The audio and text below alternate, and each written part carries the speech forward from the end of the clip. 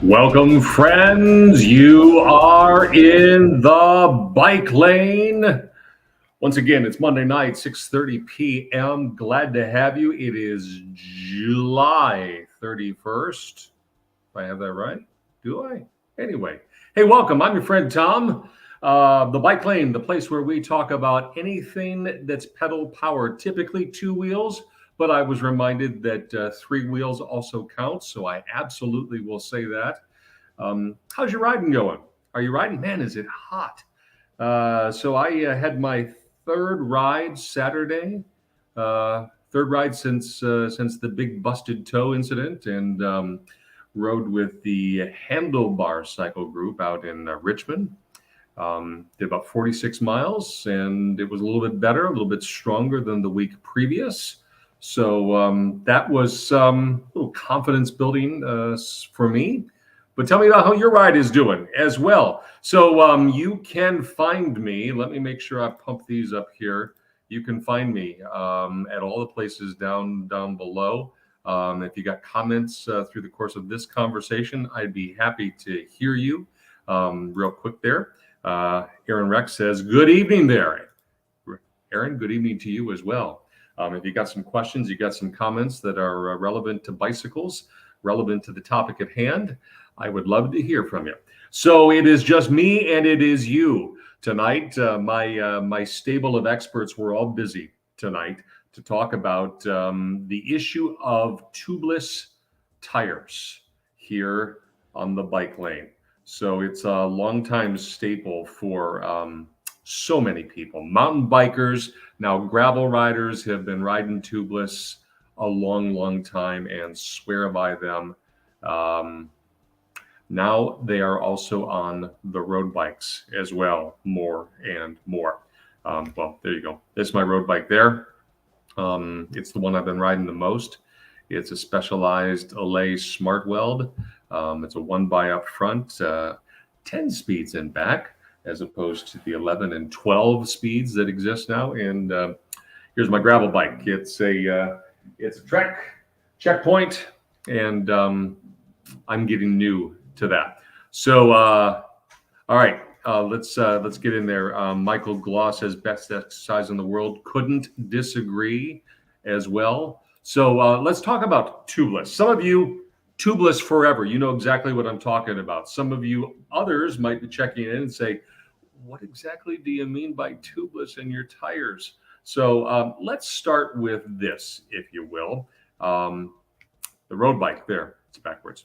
I switched it to tubeless in April and documented the process here. So let's go through that before we talk about the pros and cons. Today we're going to talk about keeping bicycle tires inflated, because no matter who's doing the riding, a little kid tooling around the block or a racer in the Tour de France, a flat tire will leave the rider stuck on the side of the road with no place to go.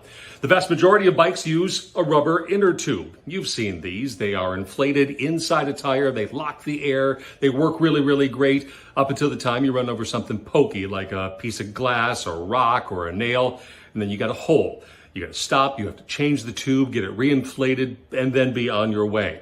Another technology that's been growing in popularity is the tubeless method, where the tire and the wheel work together to create an airtight seal to keep that air locked in.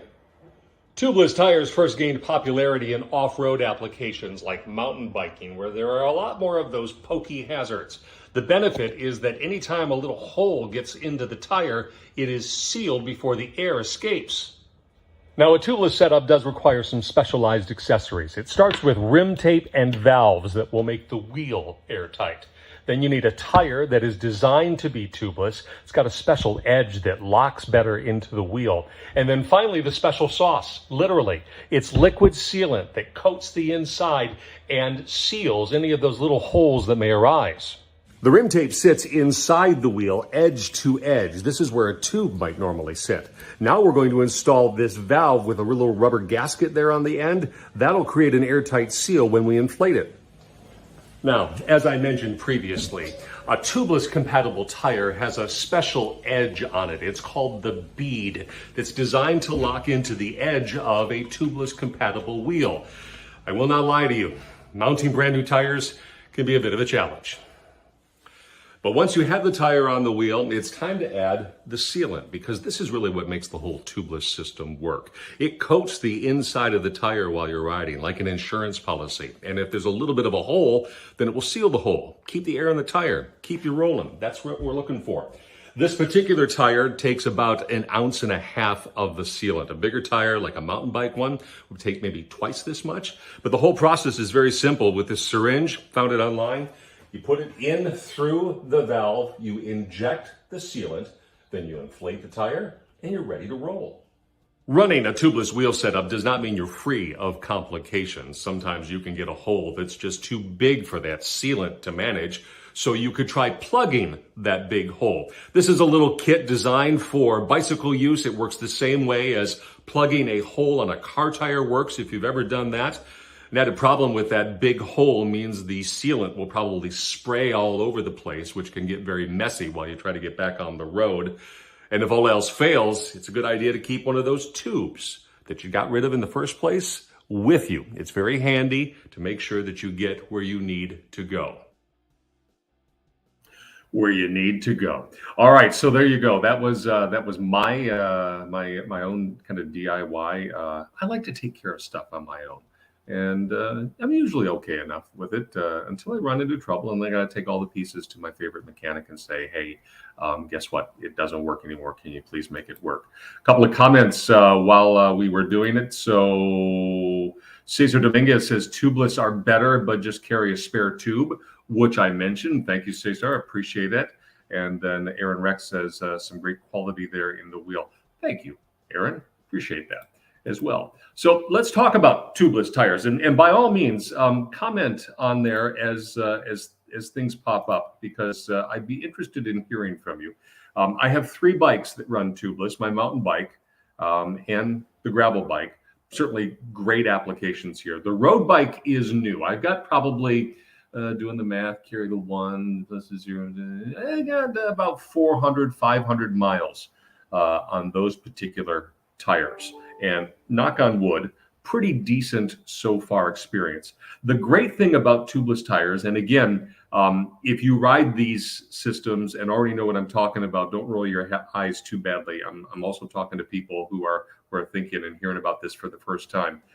You can ride lower pressure and get a better ride on the bicycle.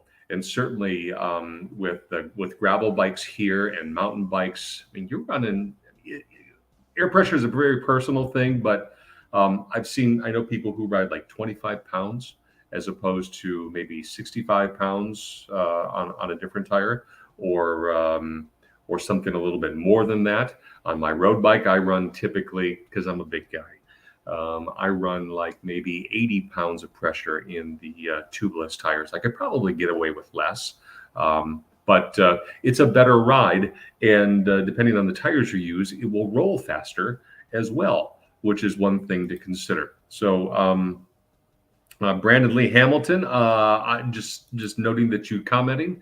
I am well. Thank you very much. So the big quandary for people is whether the road bike should be switched to the tubeless tires.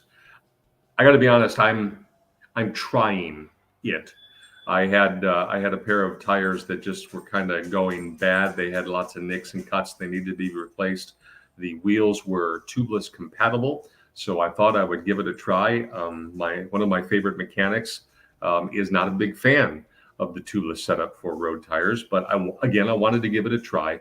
The big problem is that if it gets a flat and get a hole that's too big, it's going to get messy. But among the things that are problematic with road tires and tubeless is, and this is something that I understand the sealant manufacturers are working on, is that the sealant doesn't always work super well on the high pressures of the road tire. So consequently, if you get a big enough hole, it's just not going to seal. So that's potentially a problem. A couple weeks ago, I was in a group ride, and one of the guys was riding a tubeless road tire, and he got a cut, and he plugged it with about 3 or 4 plugs, and was able to limp back. But his really active riding was largely done. So I took that to heart as I cautiously rode along on my own tubeless tires. But I've had real positive experiences, certainly on the mountain bike and on the gravel roads as well. So let's see here. I'm reading here real quick, Brandon. I'm just going to toss this up here for Brandon. Had trouble with tubes in the bikes. They kept going flat. Always a problem. You have to air them up. Had to replace the tube. And that can be expensive, he says. It'd be great for tubeless bikes, so that way you can save money. You don't have to replace it. But with you keep replacing tubes after tubes, which certainly costs money. Yes, that's a thing as well. And I know the old stalwarts who would never ride tubeless on a road bike in particular say, it's so much faster, it's so much cleaner to change a tube. I don't disagree. The only thing I would add personally in my thought process in adding the tubeless experience is that those tiny little nicks, that maybe a little shard of glass or a little rock or a little thorn might poke a hole in your road tire and stop you and force you to change. And those are the most common problems. Again, knock on wood.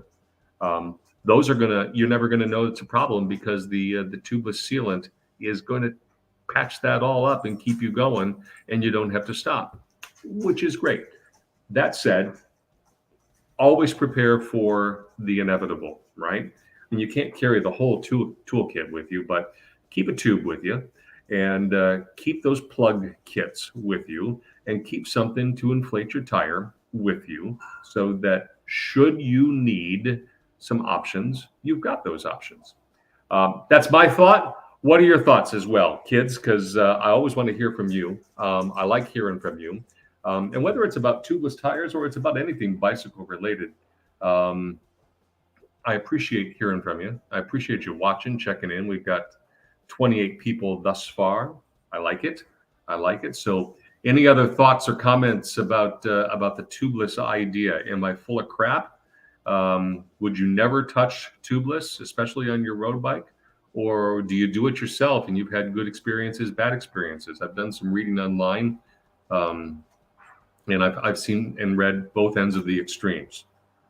Caesar says, carry $1 bill to cover the hole when putting the tube in. Yes, a little boot is never a bad thing. So $1 bill, a gel packet. There are even manufacturers that will put an actual, they put together an actual boot that you can kind of stick on the inside of the tire. That's among those things that I would agree.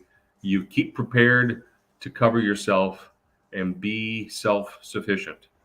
I have been out where the last time I was not self-sufficient on a flat, and Mrs. Ziska's around the corner.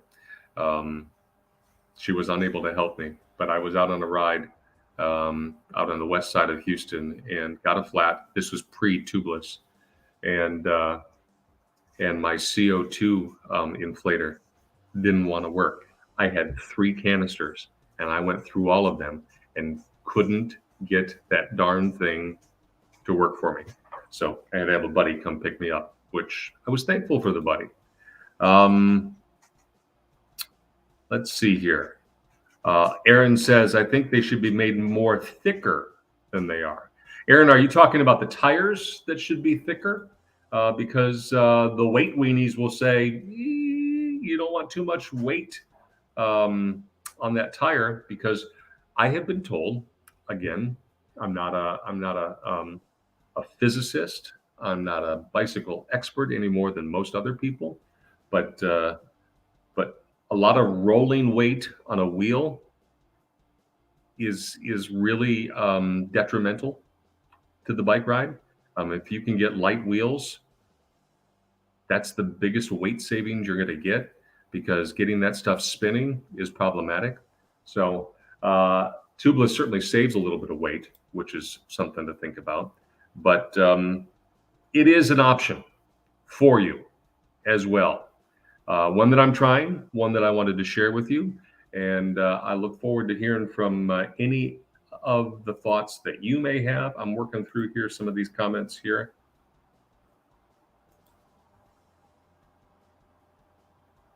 Aaron says, yeah, he means the tires being thicker. I'm not sure thicker tires. I'm not above, using tires though that have a little armor strip built in. Each manufacturer has their own name for it, but something that kind of repels some of the crap that you might come across. Steve Macha, I see you. Hey to you as well. That's what I had to say. Like I mentioned, my stable of experts who could tell me I'm all wrong and full of crap here were not available. So lucky me. It's just me and my bikes tonight.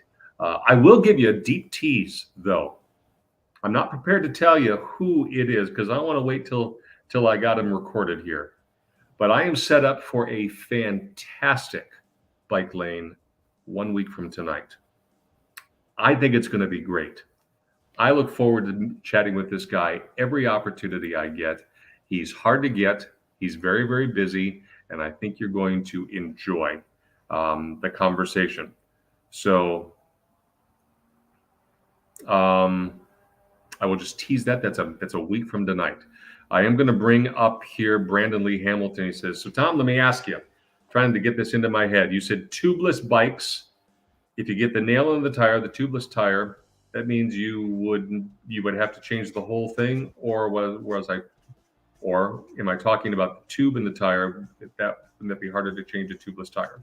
So Brandon, what I'm talking about is that with a tubeless setup, if you get a hole in the tire, that the liquid sealant that is inside will typically, unless the hole is too big, it will plug that hole and you won't have to stop.